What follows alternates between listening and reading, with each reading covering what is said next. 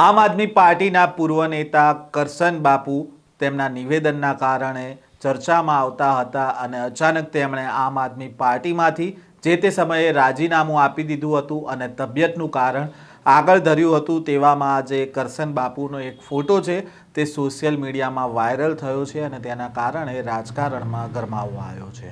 શું છે આ સમગ્ર મામલો, વાત કરીશું આ વિડીયોમાં. વૈષ્ણવજન તો તેને કહીએ જે પીડ પરાઈ જાનાને રે. ગીર સોમનાથના આહિર સમાજના સામાજિક અગ્રણી કરશન બાપુ છે તે આમ આદમી પાર્ટીમાં પહેલાં જોવા મળતા હતા અને તેમણે આક્રમક મૂડમાં છે તે સરકાર ઉપર અને તંત્ર સામે પ્રહાર કરતા હતા. તેમના નિવેદનના કારણે તેમણે ચર્ચામાં રહેતા હતા અને આમ આદમી પાર્ટીના નેતામાં સૌરાષ્ટ્રમાં તેમનો ચહેરો છે તે જાણીતો બન્યો હતો. પરંતુ વિસાવદરની ચૂંટણી બાદ ગોપાલ ઇટાલિયા છે તે ધારાસભ્ય બને છે અને ત્યારબાદ આમ આદમી પાર્ટીમાંથી કરશન બાપુ છે તે અચાનક રાજીનામું આપે છે અને ત્યારબાદ તેમણે કહે છે કે તેમની તબિયત ખરાબ હોવાના કારણે તેઓ અત્યારે રાજકારણમાંથી અલગ રહેવા માંગે છે. તેમણે આમ આદમી પાર્ટીના કાર્યકર્તા રહેશે તેવું જે તે સમયે તેમણે કહ્યું હતું. જેમ જેમ સમય જતો ગયો તેમ તેમ તેમના સૂર છે તે બદલાતા ગયા હતા. ત્યારબાદ તેમણે પૂર્વ મુખ્યમંત્રી અરવિંદ કેજરીવાલ પર આરોપ લગાવ્યો હતો કે તેમણે ખેડૂતોના ખભે બંદૂક ફોડી રહ્યા છે અને ત્યારબાદ તેમણે પાર્ટી વિરોધી તેમના સૂર છે તે જોવા મળ્યા હતા. તેવામાં હવે કરશન બાપુનો ફોટો છે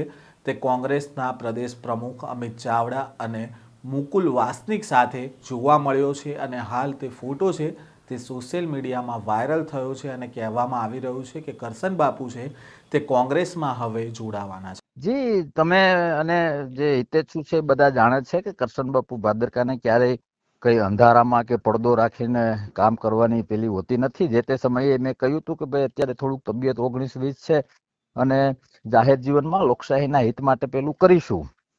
મેં જે બે ફોલ્ડર હોય, એક આભાસી અને એક વાસ્તવિકતા, મેં બંનેનો ખૂબ ઊંડો અભ્યાસ કર્યો. એને આધારે મેં આમ આદમી પાર્ટી છોડી.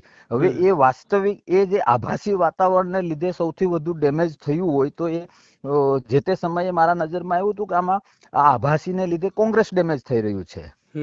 હવે એક જવાબદાર નાગરિક તરીકે મારો એ ધર્મ છે, મારું એ કર્મ છે કે મારે એક એક ગુજરાતી સુધી અને દેશના નાગરિક સુધી જે કુદરતે મને શક્તિ આપી છે એનો ઉપયોગ કરીને વાસ્તવિકતા લઈ જવી.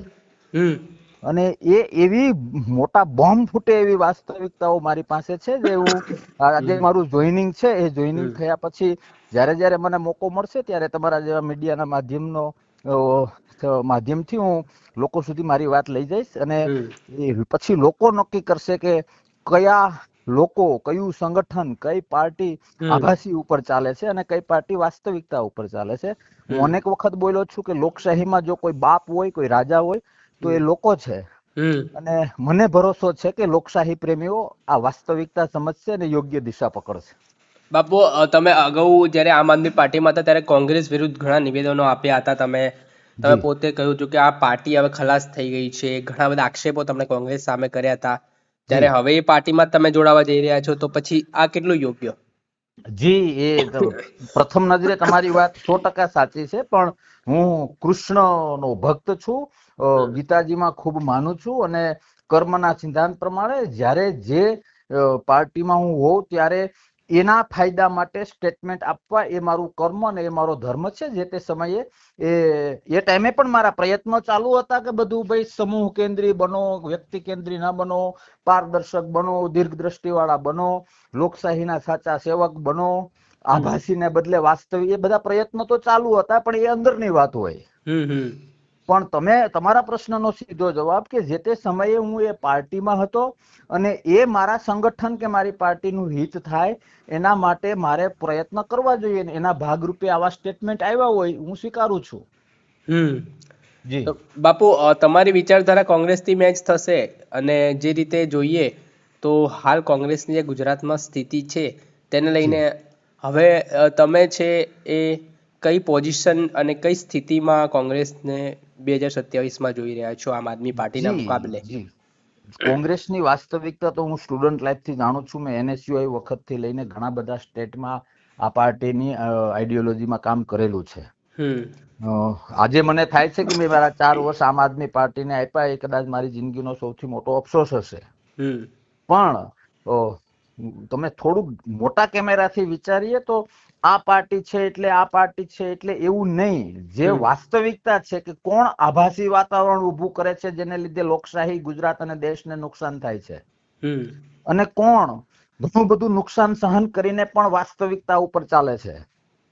આ બાબત જે મેં અનુભવી છે, મારી આમાં કોઈ સાંભળેલું કે કોઈએ કહેલું નહીં, જે મેં મારી નજરે રિયલાઇઝ અનુભવેલું છે, એ વાત હું લોકો સુધી લઈ જઈશ. પછી લોકો નક્કી કરશે કે આભાસીમાં રહીને રાઉન્ડ ફરવું કે વાસ્તવિકતા સ્વીકારીને ગતિ કરવી. ચોક્કસથી બાપુ, ક્યારે જોડાવાના છો તમે હવે? જી, આજે હું 2-2:30 વાગે જોડાવાનો છું. શું છે એમ, શું ધડાકા કરવાના છો તમે મોટા આમ આદમી પાર્ટીને લઈને? નહીં, ધડાકા મીન્સ જે વાસ્તવિકતા છે. હા, એટલે કઈ રીતની વાસ્તવિકતા? એ લોકો કહે છે અમે ગુજરાત, ટૂંકું ને ટચ કેવું હોય તો સંગઠન હોવું જોઈએ, પાર્ટી હોવી જોઈએ. બીજી પાર્ટીઓને લાભ આપવા માટે બીજી પાર્ટીના બુઠા ચપ્પા તરીકે આભાસી વાતાવરણનો ઉપયોગ કરીને લોકોને ગેરમાર્ગે ન દોરવા જોઈએ. કરશન બાપુ છે તે સૌરાષ્ટ્રમાં અને ખાસ ગીર સોમનાથમાં તેમનો જાણીતો ચહેરો છે, અને આમ આદમી પાર્ટીને કરશન બાપુ કોંગ્રેસમાં જોડાશે તે હવે કેટલું નુકસાન થશે તે તો હવે આગામી સમયમાં જ ખબર પડશે.